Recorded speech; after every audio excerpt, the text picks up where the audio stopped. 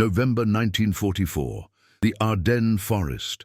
While High Command debated grand strategy in warm London offices, one British sniper sergeant proposed something they called barking mad, weaponizing the forest itself, not with explosives, not with traps, with patience, logs, and absolute stillness.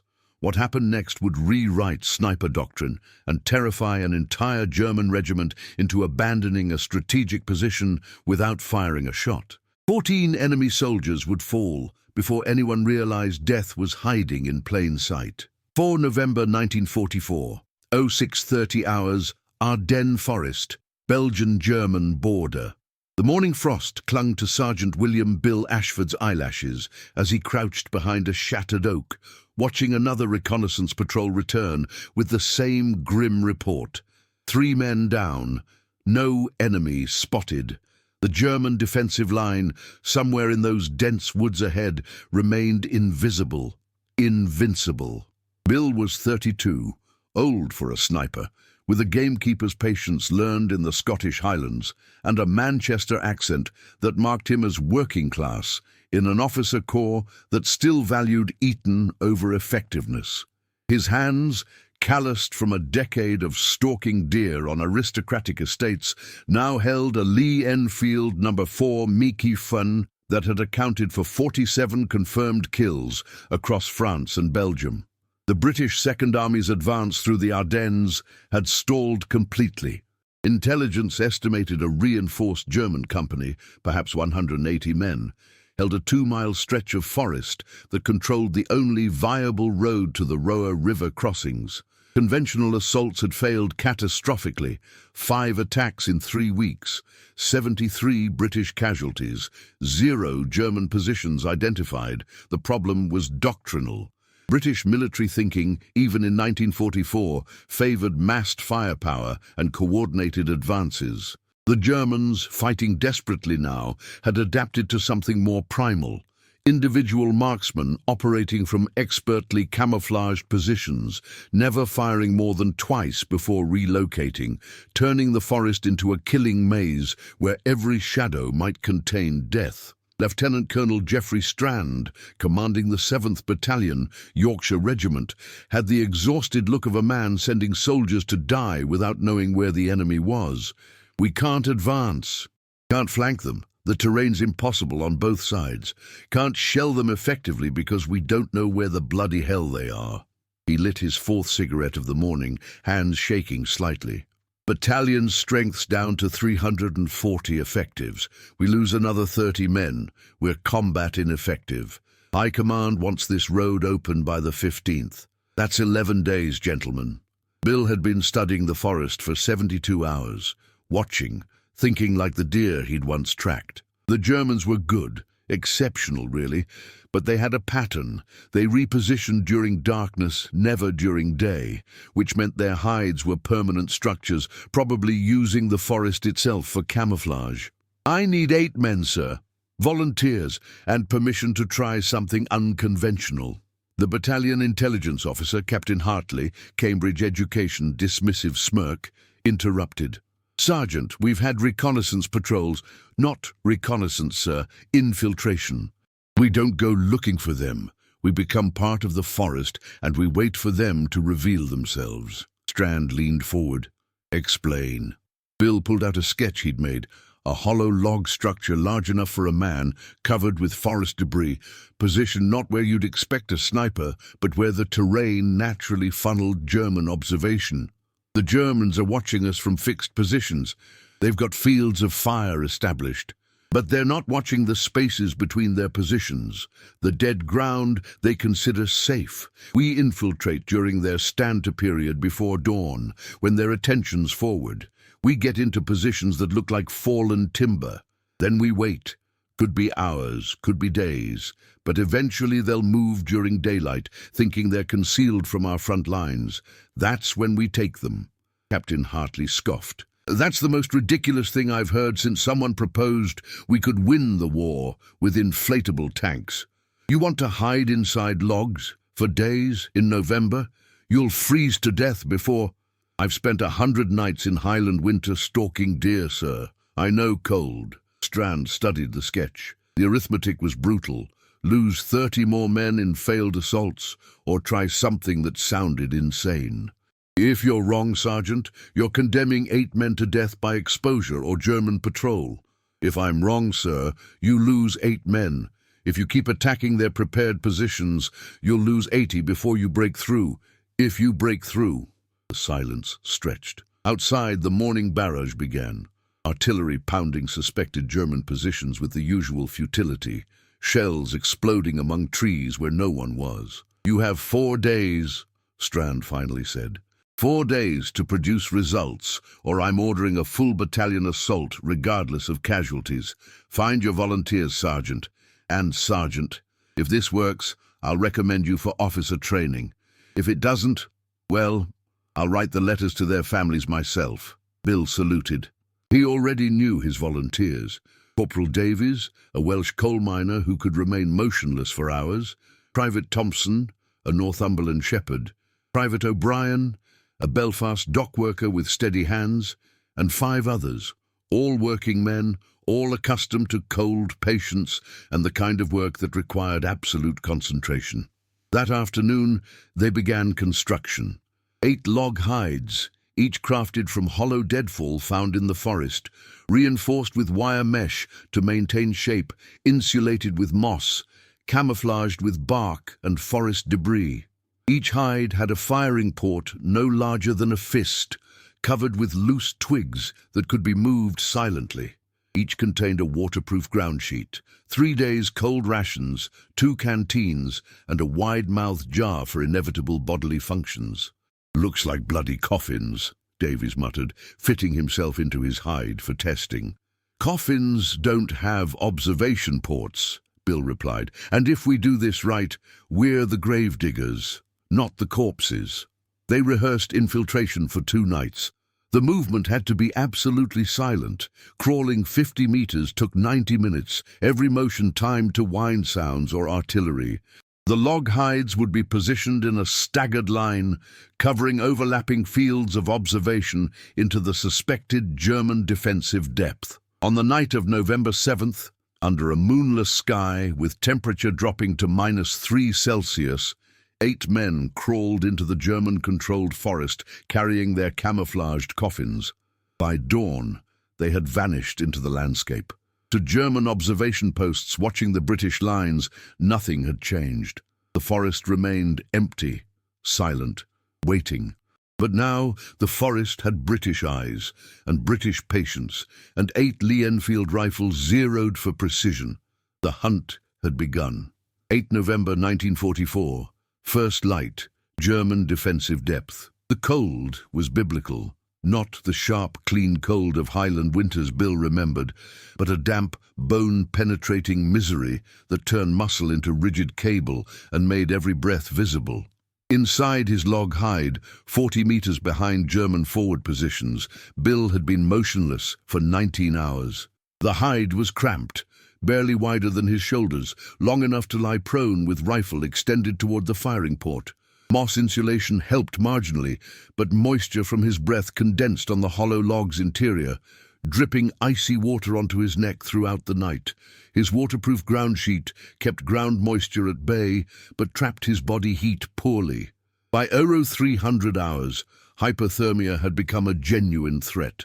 He'd managed brief periods of shivering, controlled muscle spasms that generated warmth without external movement, during Germans' stand-to periods when their attention faced British lines. He'd rationed his body heat like ammunition, conserve during high-alert phases, generate warmth during safe windows, never waste energy on unnecessary movement. The physical discomfort was expected. The psychological weight was harder. Lying in absolute darkness, unable to move freely, hearing German voices sometimes only 5 meters away, knowing that discovery meant certain death, this required mental discipline that no training manual addressed. Bill found himself mentally reciting Burns' poetry, timing verses to his breathing, using the rhythm to anchor his mind against the creeping panic that whispered, "You're trapped, you're helpless, you're going to die in this wooden coffin." Dawn brought relief and renewed danger.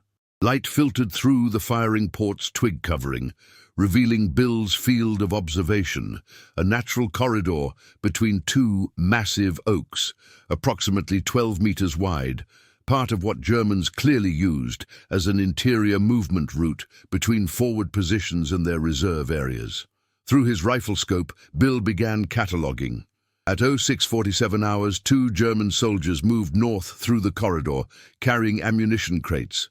They moved casually, smoking, laughing about something. They believed this space was safe, concealed from British observation by the dense forest and forward positions. At 07:23 hours, a German officer, Hauptmann rank by his insignia, walked south with 3 enlisted men, pointing at positions, clearly conducting an inspection. Bill's finger rested gently on the trigger guard. Not yet. Patience. The waiting was the weapon. Every hour that passed without engagement meant more German confidence, more careless movement. Bill needed them completely convinced of their invisibility. By 1100 hours, his canteen was half empty, a problem. Rationing water meant dehydration, which meant impaired judgment and slower reaction time. But he'd planned for 3 days in position, and this was only day 2. Discipline held.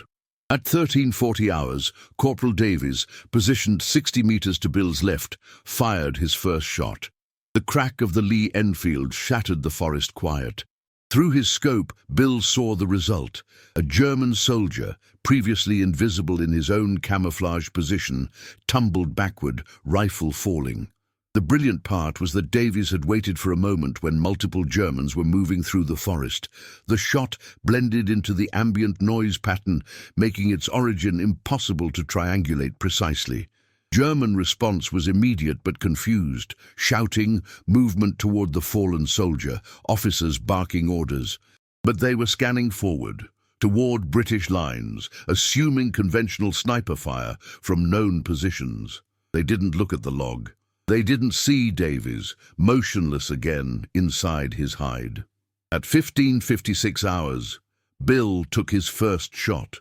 A German sergeant moved through his killing corridor, pausing to light a cigarette, a fatal 3-second pause. Bill exhaled slowly, squeezed the trigger with practiced precision honed by 10,000 rounds on Scottish ranges. The 303 round covered 12 meters in a fraction of a second, striking the sergeant's center mass. He collapsed without sound. Bill was already motionless again, observing through his scope. German soldiers rushed to the fallen sergeant, but their confusion was palpable. The shot had come from behind their forward positions, from supposedly secure terrain. Impossible. A German lieutenant began directing soldiers to search the forest floor. They walked within 3 meters of Bill's hide, examining the ground, kicking at debris. One soldier actually stepped on Bill's log, using it for balance, while scanning the forest ahead. Bill controlled his breathing, slow, shallow, silent. His heartbeat hammered in his ears, but externally the log remained just another piece of forest deadfall, unremarkable, invisible. The Germans found nothing. Their search pattern was textbook. Grid formation, methodical coverage. But their doctrine didn't account for camouflage this complete, this patient. By 1800 hours, as darkness fell on day 2, the psychological operation was working. German movement through interior corridors had stopped almost completely. Their confidence was shaken. Bill could hear agitated voices, officers arguing, the word Geister, ghosts, repeated multiple times. Throughout the second night, the cold deepened. Bill's feet were numb below the ankles, a dangerous sign. He risked brief, careful flexing of toes, gentle muscle contractions that restored marginal circulation. Sleep was impossible. He entered something closer to meditative state, consciousness reduced to essential functions: breathing, observation, survival. Private Thompson, 40 meters to Bill's right, fired twice during the night, both shots at German soldiers attempting to reposition under cover of darkness. Both hits. The Germans were now trapped by their own doctrine. They couldn't retreat without crossing interior corridors they no longer trusted, couldn't call for reinforcement without admitting they'd lost control of their own defensive depth. Dawn of day 3 brought a crucial moment. At 07:34 hours, Bill observed a German company commander, an Oberleutnant, organizing a withdrawal. Through his scope, he could read the man's body language: defeated, exhausted, unnerved. The officer was ordering positions abandoned, men pulled back to secondary lines 200 meters east. Bill didn't fire. His mission wasn't killing, it was psychological warfare. Let them retreat. Let them carry stories of invisible death, of a forest turned hostile, of British ghosts who killed from inside the German defensive depth itself. By noon on November 10th, 72 hours after infiltration, German forward positions were abandoned. British patrols, advancing cautiously, found prepared defensive positions empty, equipment left behind, signs of hasty withdrawal. The road was open. 0 British casualties in the advance. Estimated German casualties: 14 dead, 27 wounded by British count. But the psychological casualties were far higher. An entire company, perhaps 180 men, had abandoned prepared positions not because they were overrun, but because they could no longer function in an environment where death came without warning from terrain they thought they controlled. 12th of November 1944, 7th Battalion Headquarters, liberated Belgian village. The debriefing room smelled of damp wool and strong tea, that peculiar British military odour that somehow represented order imposed on chaos. Lieutenant Colonel Strand sat across from Bill and his 7 volunteers, all of whom looked like death warmed over, eyes sunken, skin pale, weight lost from 3 days of cold rations and minimal water. But they'd accomplished something unprecedented. Intelligence reports confirmed that German Regimental Command had filed reports describing new British infiltration tactics utilizing undetectable camouflage, and warning other units about phantom snipers operating behind forward positions. A captured German lieutenant, wounded by Thompson's shooting, had told interrogators that his men refused to move during daylight, convinced the British had developed some form of invisibility technology. 14 confirmed kills, Strand said, reviewing the patrol reports. 27 wounded, an entire defensive position abandoned. And you did it with 8 men, 0 casualties, using bloody hollow logs. He shook his head, somewhere between admiration and disbelief. Captain Hartley has withdrawn his assessment that this was ridiculous madness. In fact, he's now claiming he supported the idea from the start. Davies, still warming his frostbitten fingers around a tea mug, managed a weak smile. That's officers for you, sir. Quick to criticize, quicker to claim credit.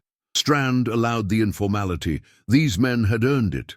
Division wants to standardize this as official doctrine. They're calling it static infiltration camouflage, or some equally bureaucratic rubbish. But here's what matters. Second Army has 12 sniper sections. Division wants to expand to 40 sections, all trained in your techniques. They estimate that if we can replicate this effectiveness across the Siegfried Line approaches, we could reduce assault casualties by 40%. The mathematics was staggering.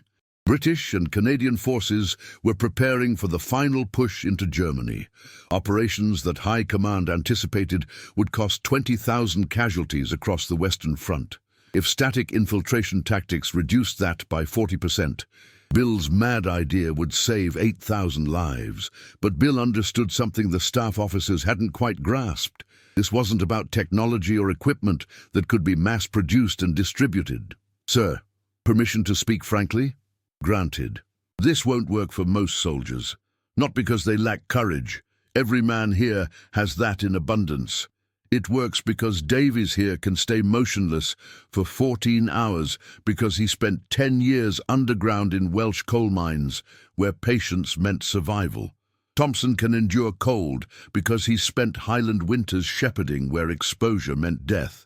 Every man I chose had specific civilian experience that translated to this specific mission. You can't train that in 8 weeks at infantry school. Captain Hartley, present at the debriefing, interjected, "Surely the technique can be systematized, reduced to procedure." "No, sir." Bill's tone was respectful but firm.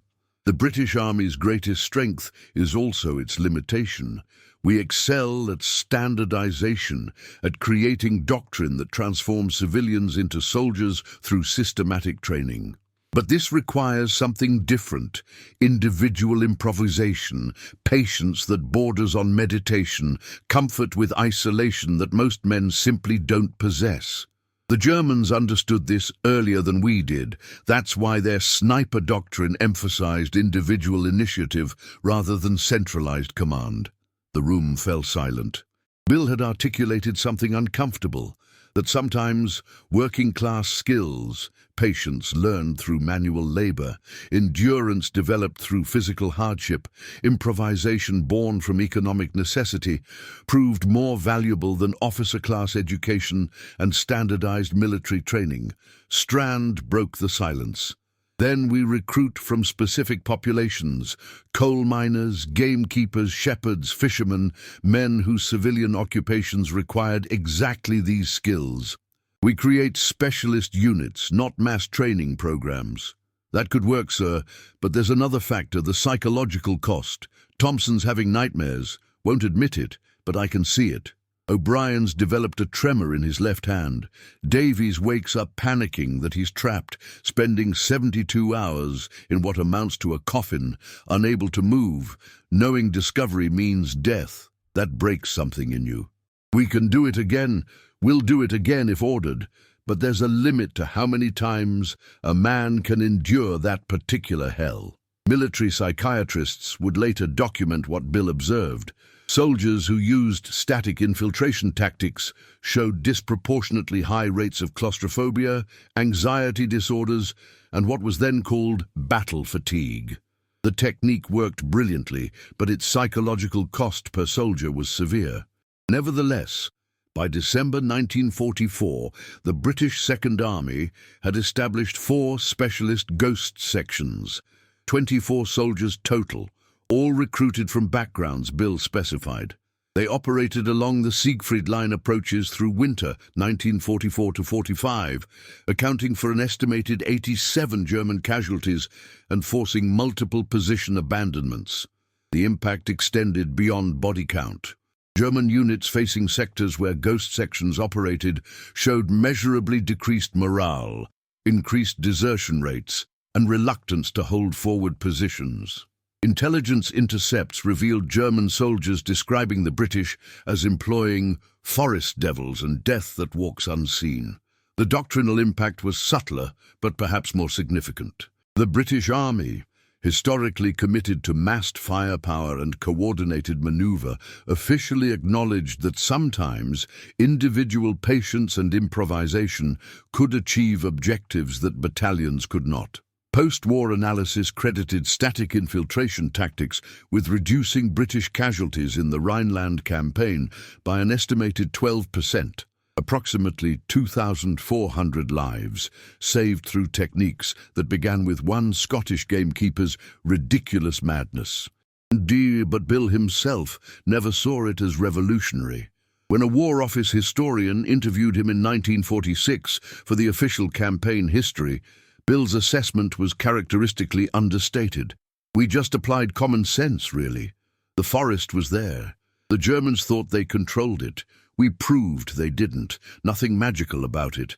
Just patience and understanding that sometimes the best place to hide is exactly where the enemy thinks you can't possibly be." March 1945, war's end. Approaching when the Rhine was crossed in March 1945 and Germany's collapse became inevitable, the ghost sections were quietly disbanded. The 40 men who'd served in them scattered back to civilian life or conventional military units, carrying with them memories that wouldn't fit into regimental histories or official commendations. Bill Ashford returned to Scotland, declining the officer commission he'd been offered.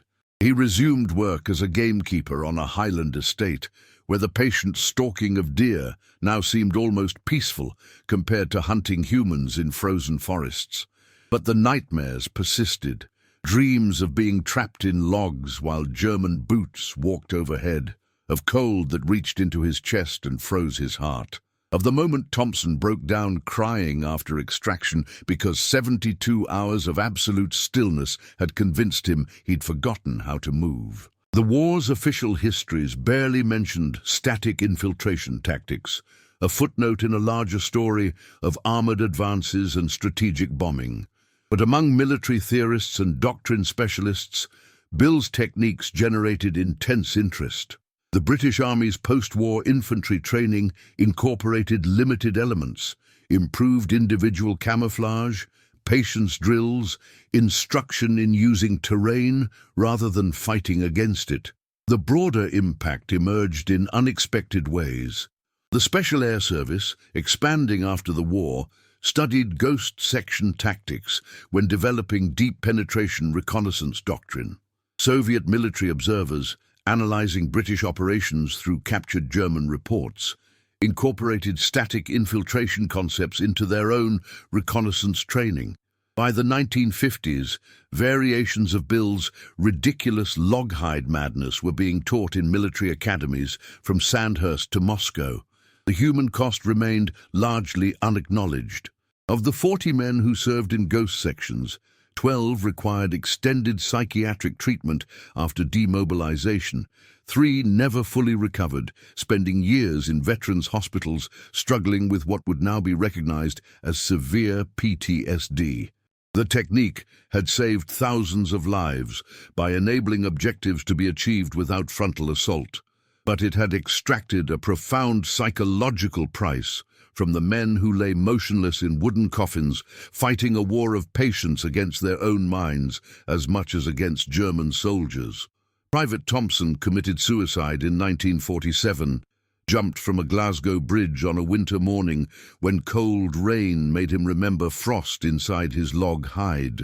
His death haunted Bill for the rest of his life, a reminder that some wounds don't bleed but kill nonetheless. Yet there were also moments of unexpected validation. In 1958, Bill received a letter from a former German officer, the Oberleutnant who'd ordered the November 10th withdrawal. The German, now a schoolteacher in Bavaria, had tracked Bill down through military records. His letter was surprisingly candid.